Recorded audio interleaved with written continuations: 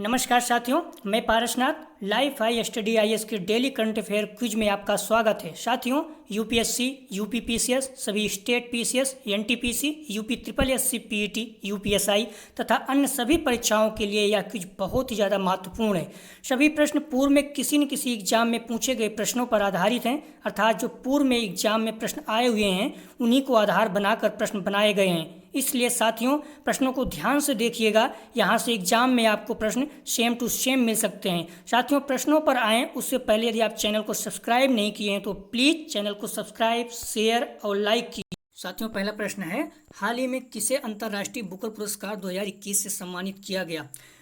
Olga Ron, Eric Vuillard, David Diop, Mariana Enriquez. साथियों, उसका सही जवाब है सी, डेविड डायोप।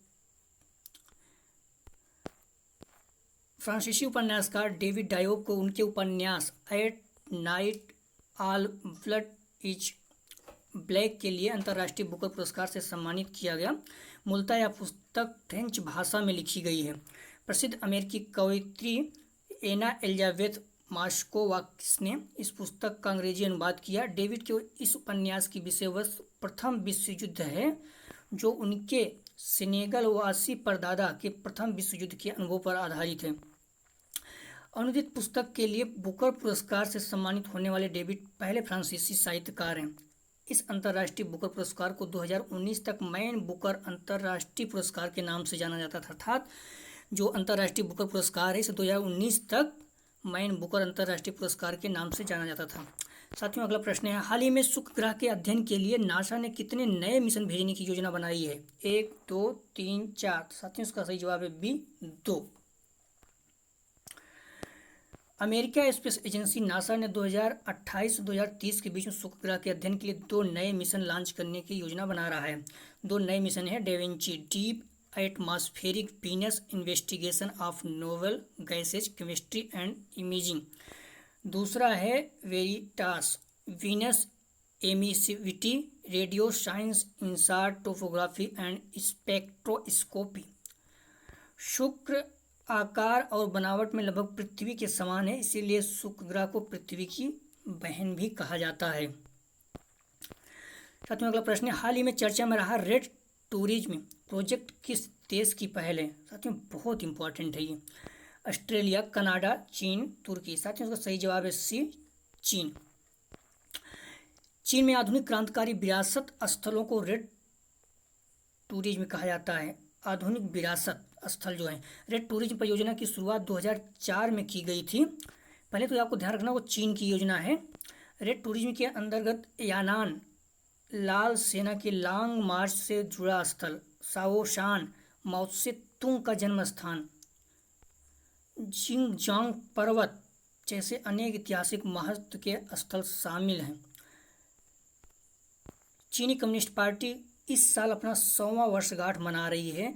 साथियों, मैंने कहा था कि 50 साल, 25 साल, 100 साल, 150 साल, 200 साल जब होता है तो क्वेश्चन इंपॉर्टेंट हो जाता है। तो चीनी कम्युनिस्ट पार्टी इस साल अपनी 100वीं वर्षगांठ मना रहा है, तो इम्पोर्टेंट है क्वेश्चन। चीन में रेड टूरिज्म की लोकप्रियता अब तक के सबसे उच्चतम स्तर पर है। चीनी कम्युनिस्ट पार्टी की पहली राष्ट्रीय कांग्रेस 1921 में आयोजित की गई थी।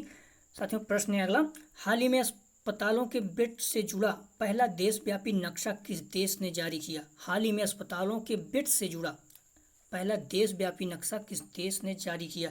अमेरिका, भारत, दोनों, इनमें से कोई नहीं। साथियों, इसका सही जवाब है सी, दोनों, अमेरिका और भारत दोनों ने। अमेरिका और भारत में डायस्पोरा के डॉक्टरों और पेशेवरों के एक समूह ने अपनी तरह का पहला ऑनलाइन नक्शा लॉन्च किया है। इस पोर्टल में प्रोजेक्ट मदद द्वारा लॉन्च किया गया है।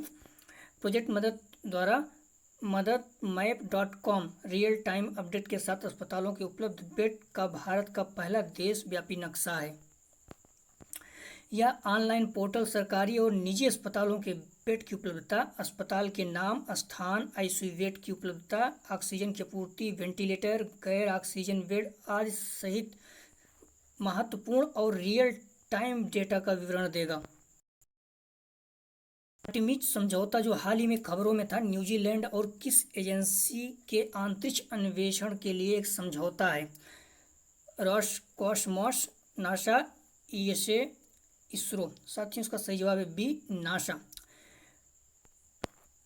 न्यूजीलैंड ने नासा के साथ अंतरिक्ष अन्वेषण के लिए समझौता किया है। एक न्यूजीलैंड आर्टेमिस समझौता पर हस्ताक्षर करने वाला 11वां देश बन गया, जो नासा के साथ 2024 और आगे मंगल ग्रह पर मनुष्य भेजने की अपनी योजना का हिस्सा बनने के लिए एक समझौता है। हाल ही में रिपोर्ट किया गया है H10N3 क्या है। साथियों, इस तरह के प्रश्न बहुत ज़्यादा पूछे जाते हैं। वर्ड फ्लू, कोरोना वायरस, इंस्टैंक स्वाइन फीवर। साथियों, इसका सही जवाब है ए, वर्ड फ्लू। आप प्रीवियस ईयर पेपर उठा कर देख लीजिए, पहले में स्वाइन फ्लू, वर्ड फ्लू बहुत ज़्यादा आता है। साथियों, चीन ने H10N3 नामक वर्ड फ्लू के दुर्लभ प्रकार के पहले मानव संक्रमण की सूचना दी है।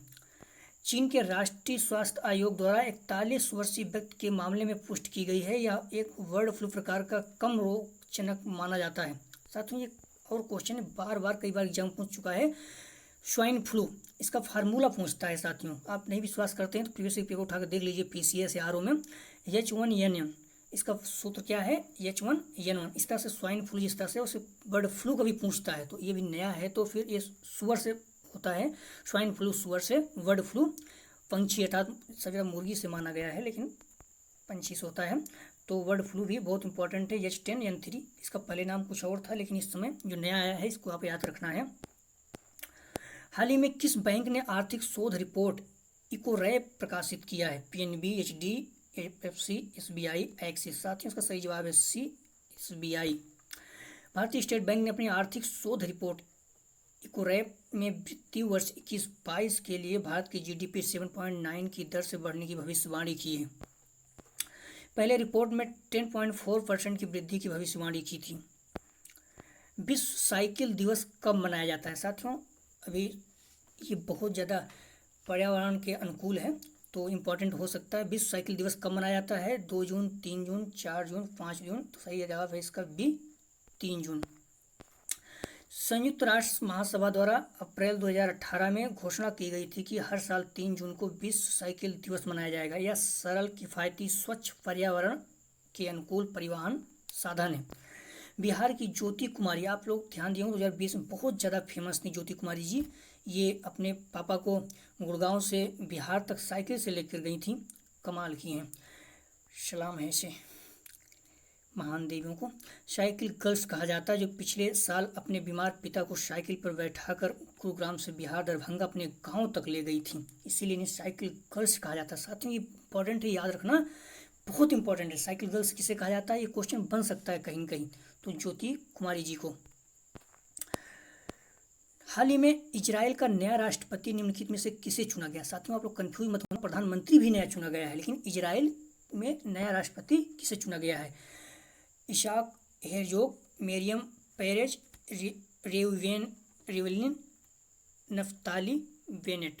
साथियों, इसका सही जवाब है इसाक हेरजोग, ये राष्ट्रपति चुने गए हैं, और नफ्ताली बेनेट प्रधानमंत्री चुने गए हैं। तो आप लोग कंफ्यूज मत होइएगा। इसाक हेरजोग को इजराइल का नया राष्ट्रपति चुना गया है। वह इजराइल के 11वें राष्ट्रपति होंगे। उनका कार्यकाल 7 वर्ष का होगा, ध्यान रखना साथियों। इसका मतलब है राष्ट्रपति वहाँ कार्यकाल कितने वर्ष का होता है, 7 वर्ष का। इजराइल के नए PM नफ्ताली बेनेट बन गए हैं। तो दोनों आप लोग याद रखिएगा। हाल ही में खबरों में रही त्रिरश्मि बौद्ध गुफाएं किस स्थान पर हैं। राजगीर, सारनाथ, नासिक, बोध गया। साथियों, इसका सही जवाब है C, नासिक। भारतीय पुरातत्व सर्वेक्षण ने नासिक की एक पहाड़ी में स्थित त्रिरश्मि बौद्ध गुफाओं के पास 3 नई गुफाओं की खोज किया है। इन गुफाओं में बौद्धिक भिक्षुओं के निवास स्थान बताया जा रहा है। पुरातात्विकविदों का मानना है कि तीनों नई गुफाएं त्रिरश्मि जो गुफाओं से पुरानी हो सकती हैं। ये तीनों नई गुफाओं का खोज किया गया है, त्रिरश्मि गुफाओं से भी ओल्ड हो सकती हैं। त्रिरश्मि गुफाएं 25 गुफाओं का एक समूह है, जिन्हें पांडवलेनी गुफाओं भी कहा जाता है। साथियों, जो इसके नाम होते हैं, जैसे पांडवलेनी, ये सब इंपॉर्टेंट होते हैं, याद होना चाहिए। इनका निर्माण 2वीं शताब्दी ईसा पूर्व 6वीं शताब्दी ईसा पूर्व के बीच त्रिरश्मि पहाड़ी में किया गया है। हाल ही में किस देश की नौसेना का सबसे बड़ा युद्धपोत खर्ग आग लगने से ओमान की खाड़ी में डूब गया है। पाकिस्तान, भारत, अफगानिस्तान, ईरान। इसका सही जवाब है D, ईरान। इस जहाज का नाम खर्ग द्वीप के नाम पर रखा गया है। खर्ग द्वीप के नाम पर रखा गया है, जो ईरान का मुख्य तेल टर्मिनल है। इस जहाज का निर्माण ब्रिटेन में हुआ था। हाल ही में नीति आयोग द्वारा जारी SDG इंडेक्स, इंडियन इंडेक्स 2020-21 में कौन सा राज्य पहले स्थान पर है? Sustainable development goal. साथियों बहुत इंपॉर्टेंट है, अक्सर एग्जाम में ये क्वेश्चन पूछा जाता है। नीति आयोग द्वारा जो इंडेक्स जारी किया जाता है, तो आप लोगों को याद होना चाहिए। पहले स्थान पर कौन सा राज्य है? कर्नाटक, हिमाचल प्रदेश, उत्तराखंड, केरल। साथियों केरल है इसमें। नीति आयोग ने हाल ही में सतत विकास लक्ष्य इंडिया इंडेक्स 2021 लॉन्च किया है। इस इंडेक्स में केरल ने 75 के स्कोर के साथ अपना पहला स्थान बरकरार रखा। इसका मतलब पिछली बार भी पहले स्थान पे था। हिमाचल प्रदेश, तमिलनाडु दोनों 74 स्कोर के साथ दूसरे स्थान पर हासिल किए हैं। इस साल के सूचकांक में बिहार, झारखंड, असम सबसे खराब प्रदर्शन। साथियों सबसे अच्छा और सबसे खराब दोनों पता होना चाहिए, क्योंकि दोनों पूछ सकता है। कई बार सबसे खराब प्रदर्शन करने वाला भी पूछता है। यह इंडेक्स राज्यों और केंद्र शासित प्रदेशों की प्रगति का मूल्यांकन सामाजिक, आर्थिक, पर्यावरणीय मानदंडों पर किया जाता है। साथियों जितना इंपॉर्टेंट प्रश्न है, उससे ज़्यादा इंपॉर्टेंट ये है किसके बेस पे ये किया जाता है आकलन। तो सामाजिक, आर्थिक और पर्यावरणीय, ये तीनों पूछ सकता है किसी भी एग्जाम में। SDG इंडिया इंडेक्स का विकास संयुक्त राष्ट्र के सहयोग से किया जाता है। साथियों ये भी इंपॉर्टेंट है, संयुक्त राष्ट्र के सहयोग से किया जाता है। हाल ही में किस राज्य ने कोरोना मुक्त गांव प्रतियोगिता की घोषणा की है? साथियों कोरोना मुक्त गांव प्रतियोगिता बहुत इंपॉर्टेंट है। उत्तर प्रदेश, गुजरात, बिहार, महाराष्ट्र। साथियों उसका सही जवाब है D, महाराष्ट्र सरकार ने। ग्रामीण इलाकों से कोरोना को खत्म करने के लिए महाराष्ट्र सरकार ने कोरोना मुक्त गांव प्रतियोगिता का ऐलान किया है। कोविड-19 प्रबंधन में अच्छा कार्य करने पर प्रत्येक रेवेन्यू डिवीजन में 3 ग्राम पंचायतों को पुरस्कृत किया जाएगा। राज्य में 6 रेवेन्यू डिवीजन है, इसलिए कुल 18 पुरस्कार दिए जाएंगे। हाल ही में कल्पसर परियोजना किस राज्य में शुरू की गई? कल्पसर परियोजना बहुत इंपॉर्टेंट है योजनाएं। कर्नाटक, गोवा, गुजरात, केरल। साथियों इसका सही जवाब है C, गुजरात। गुजरात सरकार ने कल्पसर परियोजना की तैयारी की समीक्षा के लिए एक एपेक्स प्रोग्राम रिव्यू समिति का गठन किया है। यह परियोजना प्रधानमंत्री श्री नरेंद्र मोदी जी का ड्रीम प्रोजेक्ट था। इसके तहत खंभात की खाड़ी में 30 किलोमीटर लंबा बांध बनाया जाएगा। अर्थात जो ये परियोजना है कल्पसर परियोजना, इसके तहत खंभात की खाड़ी में 30 किलोमीटर लंबा बांध बनाया जाएगा। साथियों कल क्वेश्चन पूछे थे, आप लोग जवाब दिया करो। हाल ही में किसने 84 सेकंड में 84 चीनी मिट्टी की टाइल्स तोड़कर वर्ल्ड रिकॉर्ड बनाया था? साथियों उसका सही जवाब है D, गना संतोषी रेड्डी। साथियों आज का प्रश्न है, आप लोग जवाब जरूर दिएगा कमेंट सेक्शन में। हाल ही में किस देश ने इस्लाम मैप जारी किया है? साथियों बहुत इंपॉर्टेंट है। इसी तरह से फ्रांस में एक बार हुआ था, तो ये PCS में पूछा गया था, तो ये भी पूछा जा सकता है। हाल ही में किस देश ने इस्लाम मैप जारी किया? बहुत ज़्यादा कंट्रोवर्सी था, विवादित था, तो आप लोग इसका जवाब जरूर दीजिएगा। कल इसको हम लोग देखेंगे। साथियों यदि आप लोग चैनल को अभी सब्सक्राइब नहीं किए हैं तो प्लीज़ चैनल को सब्सक्राइब, शेयर और लाइक कीजिए। प्रश्न का जवाब जरूर दीजिएगा। साथियों वीडियो देखने के लिए आप लोगों को बहुत बहुत धन्यवाद। आपका दिन शुभ हो।